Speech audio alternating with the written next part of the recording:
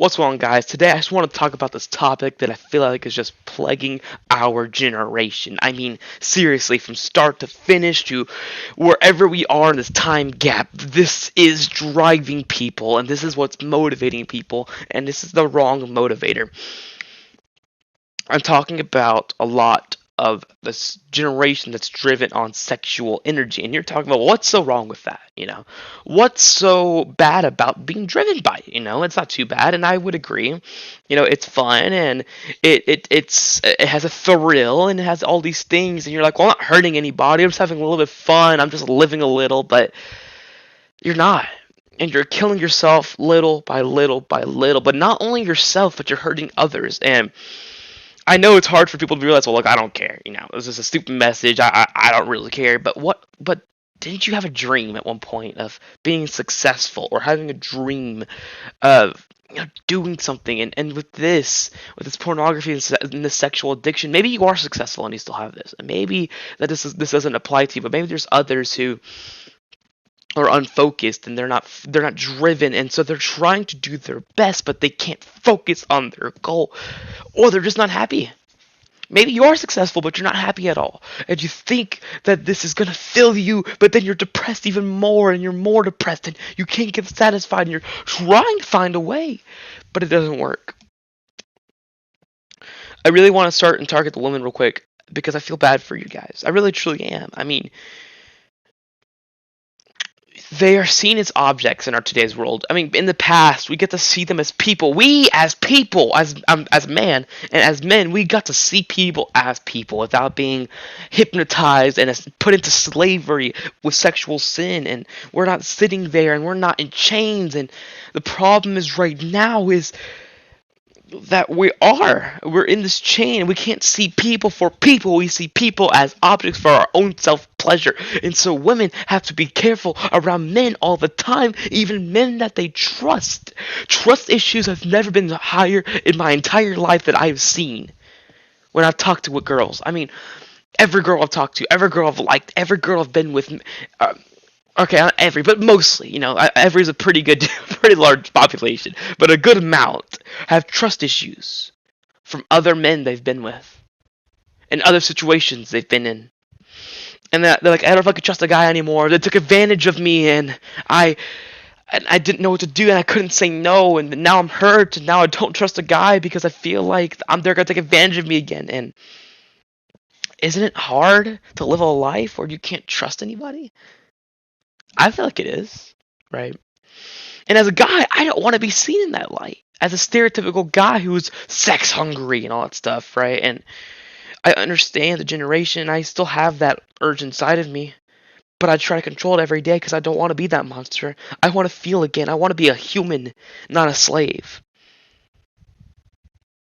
I think the problem is not necessarily the men. I'm going to go back to the men for a second. It's not your fault. It's not. And I know, the women are gonna be like, "What? How is it not the men's fault?" And I'm not justifying what they're doing, right? I'm not saying that what they're doing is completely out of their control and they have no control over this. They can't change. But what I am saying is that the way they are now is probably not their fault. Let me give you why. Most likely, there was something that happened in their life that was traumatic, or there's some kind of pain, or some kind of rejection, or, there's just something, right? And they're trying to fill the void with pornography. But really, pornography shouldn't be this easily discovered as it is now, right? I mean, porn in the pocket, as people call it. I can pull up my phone and I can pull it up, right? It's so easy to access. But not only that, it is force-fed into our generation. You can't go to an advertisement without, most of them are not, but they're starting to become more sexually trended. They're starting to try to appeal to your flesh and try to appeal to your emotions and say, come buy our burger, in this, inducing way. And again, men are also scientifically proven to have more urges. They're just more prone to it. And the problem is, all that together is when you have a man who's prone to it, and there's a generation trying to force feed him all these things. There's this woman, and there's bikinis, and this is how they're supposed to dress, and women all the time are like half shirt and wearing short shorts. I mean, just overall, the way generations have been force feeding us porn, and maybe it wasn't even introduced to you by maybe it wasn't through social media, maybe it wasn't through that, but maybe it was through a friend, right? Maybe a friend showed you it. They're like, dude, I found this greatest website. This is how I got introduced to it. And they told me about it, and I went to go investigate, and then I got addicted. Because I wanted to feel accepted, and I would do anything to be accepted by this group of friends, and really all they did was hurt me, right? I'm not saying this is a pity story. What I am saying is those that generally we go to pornography to cope with something. I don't know what it is, but we're coping with something. And the problem is, let's say it is a broken family. Let's take this perspective. Let's say it's a broken family, right? And you don't have a mom and a dad, or their mom and dads are not great, right? It's because most likely their disbond or disconnection is due to some kind of pornography or some sexual sin. And you're like, no. Well, it could be. And the reason why I say that is because maybe they got married not because they liked each other, because they just thought they could be good in bed. Or they looked good, or they're cute, or they were just my type, or, they just vibe with me and stuff like that. But really, it's not the case. It's not the case, and you're in this place where you thought you would never be, and so now you're forced to be married, or you have this kid because you did it without protection, and you had this intimate relationship, and then you created a baby, and now you can't divorce because you don't want to ruin the child, but then you still have fights and all this stuff because you're not actually connected with each other. You're only there for your own self-pleasure. You're not there as a team. That's the problem with our generation, is because sex is what we try to fulfill. We will do anything for it. We'll do anything for a kiss, that relationship, that girl, that intimacy, and we'll do anything for it, that we don't care what destruction we cause. We don't care about the destruction we'll cause other people, to future generations that are going to do the same thing that we did, because that's all they know. And all it does is cause pain. It doesn't satisfy. It doesn't fulfill you. You're not happy immediately after. In fact, you feel shame if it's not done correctly. And so you're in this place where you're trying to be happy, you're trying to fulfill yourself in a generation that's not only sexually charged, but full of depression and disconnection and all of these things, and dismotivation and all this stuff that just weighs you down, and all this stress. And this is like, well, this is my stress reliever, and this is my way to get out of it. And I get it, but there's natural ways to do it that don't hurt you, put you into slavery, and hurt others without you caring. You can't even do normal things that make you happy, or used to make you happy, and now you don't find any motivation in them because your dopamine's been robbed by pornography, or sexual sin, or any sexual thing that's not in the correct covenant. I know I'm talking about the covenant as in like marriage. I know you're like, well, I want to have sex before I'm married, and I just want to do this, and that's fine. Right? As a Christian, I know I'm a Christian making this message in ministry, right? But as a Christian, I want to speak to you and say, no, please don't. And I know you're like, well, why? I can't wait anymore, and I want to do it this way. Well, my problem is, even if you're engaged, right? Anything can happen. I have a friend at work where she was engaged, and then everything happened, and then it blew up, and it didn't work. And the problem is when you have that intimacy, right? The issue comes is you now have a chance of having a baby, number one, and you're divorced, right? Number one, baby. Two, you have a chance of creating a soul tie. So even though you're broken apart, and even though that your ex-husband or your ex-wife is gone, now you're tied to them, so you can't stop thinking about them, or things they used to do are now stuck on you, and you can't get rid of them because they're tied to you. You can get rid of them, but it's not easy. The main reason why I'm fired up right now about this is because of this. I was watching this video by Animation, and I just kind of stumbled upon her channel just because I watched some animators, and I just kind of fell upon the video, and I was like, oh cool, I'll just watch this video, right? And I come through this video, and man, she's gone through a lot of sexual abuse and abusive relationships, and it hurt me to hear these stories because she was affected by somebody who was abusing her, right? She had this relationship and she thought it'd be cool, and now she was in this relationship where this guy would threaten to kill himself or kill her or harm himself if they broke up, and she didn't want to do anything he was trying to have her do, but she felt like she was locked in, that she couldn't escape because in the end some bad result was going to occur. Because the guy wouldn't get his way. His sex, his relationship, his kiss, his whatever, right? He forced her to go to his college. He forced her to do these things, spend 24/7 of time with him. He texts me all the time, and you have to do this with me or else, right? And there's so many things that they were so clingy and so desperate and almost in need of her to live that he would do anything to keep her. And that is exactly what pornography or sexual sin will do to you. It will make you a slave and do things you would never think you would do until you're in the moment where you'll cause things to happen and you'll force girls to do things for your bidding. Maybe you'll be underage women that'll do it. Or maybe girls are on the nuts and they start going to guys, or girls start going to girls because you just can't get the rush that you need to get through the day. Just enough to make it tomorrow. I have so much stress on my plate, I just need to find something to satisfy me or make me feel mellow for just a second. And that's all it is, it's just a second. It's nothing more, nothing less. The only way you can really get that rush again is if you're playing through those thoughts again. It's like, wow, that was a good moment. And you start living in this world of imagination, and you start living in this world of uncommitment, and you're going to go from one night stands, but you're never actually happy. You're just only happy for the moment. You're living for the rush and not for the life.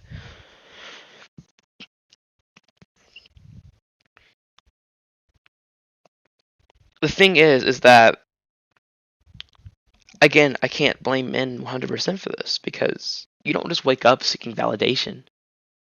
You don't just wake up sexually charged. You do so because culture or people have force-fed you porn and sexual things, and this is how men are supposed to look at women, and these are the things you're supposed to do, and the relationships you're supposed to have. And then it creates this person who is broken in the inside, and we're all broken anyways, but it was broken in the inside, and it doesn't create anything. And I really just am just broken at heart because people are harmed so badly because of the fact of what sexual sin does to people. It causes disunity instead of unity. You would think that, it would cause unity. It's an intimate act. I think there's something in this. Just well, we're gonna pause, and I know we're gonna look at a verse in the Bible, and you're like, I don't want to look at the Bible verse, but let me talk to you, because why spill the water of your springs? This is Proverbs 5:16. Why spill the water of your springs in the street, having sex with just anybody? Now, the reason why that's important is because think about this. Imagine yourself as a water bucket, and when you're full, you're the happiest you are. You're the happiest you ever could be. You're on top of the world. You're successful. You're motivated, right? You're just in that good place, right? And then you spill your water bucket on this person, and that's you having sex or investing time in them and stuff like that, and you're nourishing them. But you lose a little bit of yourself. And it's still sunny outside, and so it's not raining, so you're not gaining any more water, and you're just spilling your bucket on people, and you're spilling your bucket on things, and you're spilling your bucket on websites and time with girls or sexting and etc., right? And you're just in this time where you're spending all of your reserve on other people, just trying to, because when you do it once, right? Because at the first time it's actually motivated and it's good, but then you do some things outside of your comfort zone, but you feel like, well, maybe this is what it is, and you start doing it, and you start filling your bucket more and more, and then you break up, and so your water bucket isn't completely full, but you think about the only way to get to more water is by using more water. Tell me how that makes sense. It doesn't. But that's exactly what we're doing. And so we feel so weighed down, or I'm at the bottom of my bucket. Well, think about what you're doing. Are you in pornography? Are you completely unfocused? You can't get a woman to come to you because they are not seeking a man who's hungry for them. They're seeking a man who actually cares for them. And the story doesn't stop at Illy. There's just so many people I've talked with. I mean, literally every single person I work with right now have some kind of family issue. Every single person? How does that make sense? I could say I'm lucky to have a good family. That's a sad thing to say. I mean, yes, I love having a good family. It's great because I'm blessed to have that. But it sucks to say that it's a blessing. That should be normality. It should be a normality to have a good, supporting family. But the problem is we don't in this generation, and we have broken families that you have abusive dads who are pretend to be nice and put on a good face, but then they're toxic. And I'm not talking about myself. My dad is amazing. My mom's amazing, but I'm talking about other people that I've heard stories of. And I've heard about, you know, mostly dads. And again, that goes back to that sexual sin thing, that we're so prone to it and that we'll do things to get our way. We don't care about ourselves because we become so self-centered once we start for our own pleasure that the life becomes no longer about others. It just becomes about ourselves. It just becomes about what I want and what will help me. I don't care about anybody else. And you live this solo life when it's supposed to be a team life. I'm gonna go back to again. I'm gonna go to another story with a friend. I'll call her Katie. I don't really have. I didn't talk to her about using her name, so I'm not gonna use her name. She's a very bubbly person and was very happy, always fun and always someone you can go to. And she was somebody who you could have a great time with, right? But she was one of the victims of an abusive relationship where we have this such broad topic of what relationships are supposed to be. Just a man and a woman having fun. When really it's supposed to be a man and a woman sharpening each other, building each other up. Yes, it's fun and yes, it's great, but it's a building moment. It's not just for sex or intimacy or kissing or Instagram posts or Snapchat stories, but it's for the sharpening of iron on iron, making each other better, building yourself up towards success. That's what relationships are supposed to be. Not just for a thrill, but for a life building. But in this relationship, that wasn't the case. She was just with this guy, just to say she had a guy friend or a girl, boyfriend, and it was abusive. She was depressed, she was sad, and he was forcing her to do things that she didn't want to do. And you say, why don't they say no? They don't feel like they have the power to say no. They feel like the man's gonna have a hold on them, and they're gonna have more power, more enforcement than they do, and they can't do anything about it.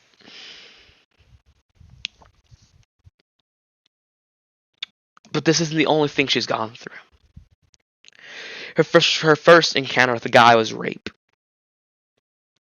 Then it was that abusive relationship. Then after being in such a low point of her life, being at the very bottom, she got taken advantage of. And she was vulnerable and was willing to try anything. And so she was intimate. On her own will. On her own accord. Somebody who was strong for God. Somebody who was seeing the value of her bucket, of her water, and seeing how valuable and precious that water really is, was stripped of it all and brought her to such a low place. Sexual sin is so strong because it starts to make you trade in truth for a lie. And so when she was in this low place, she decided to conform to what her standards and her boundaries were. And she took away her value and settled with a compromise just to try to seek validation, try to seek something that would fill her up or make her happy or get her back to the full bucket that she was at. And she couldn't do it. And doing that brought her even to the low point. And now, at that point, she's doing better now, but at that point, suicide, isolation, and these, again, this is just the things that are demoralizing, but also there are other things in her life that, a lot of broken bones and a lot of health issues, where, you have these things, and on top of the sexual things that are really bringing you down, man, she was against a lot. She was against the world at that point. And, it's hard. It's hard when all that is against you. But just think of how sex and sexual sin can drive a man or multiple men to do these things to one person, and what the effects of that sin does to somebody else. It damages them and brings them to a low place. And this would have never happened if, pornography wasn't introduced or sexual sin wasn't such a big looming cloud over our culture. But it is, and that's where we are. And that's why this message is coming out, because I'm tired of seeing people get broken because of sexual sin. Excuse me. And so that's just the sad reality. And I think there's many more stories, and heck, again, I've been through so many too, of my own, and my own stories, my own accords that I could say of how jacked up my brain has become, and things I look at, and I can't look at people the same, or I can't have the same rush, or some things, like I said earlier, that it used to make were that used to be fun are no longer the same because of my levels of dopamine have crashed. Because the only thing that I find quote unquote fun is the rush of sexual sin. And what that has done to me in the relationships that I used to have in the past, where I used to be that abusive person, and where I used to be that person who I would go to a relationship and I would only want to be satisfied. I wouldn't care about the other person or their feelings or how they felt when I was around them. I just wanted for me to be fulfilled, and I wanted to be the guy that had the relationship, and I wanted it to be for me and not for us. And that is the problem. Is that though I've gotten over and though I've fixed that problem, not completely, but I've fixed the problem, is now that men are just growingly doing that.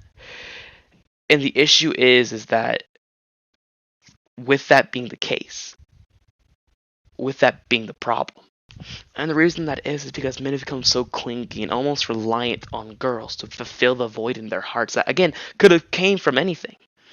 Could have came from abusive parents, or maybe uh, depression, or not feeling good enough, or teachers have said they weren't smart enough, or you'll never reach this goal, you're never gonna be this person, and just a lot of rejection and abuse and all these things where they feel like they weren't enough, and so the only way they can be enough is by taking advantage of a girl for seeking their validation for themselves and using it as a whole to fulfill whatever damage was caused in the past. I don't know what that is for you.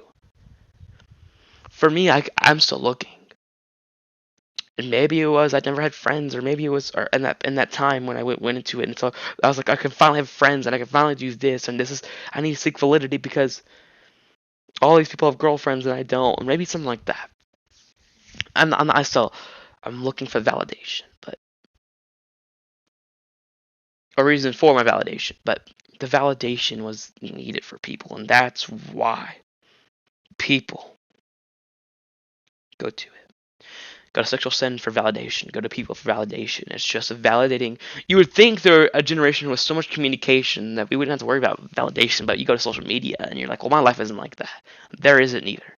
That's just a highlight reel of their 1 second of their day out of 24 hours of stress they have.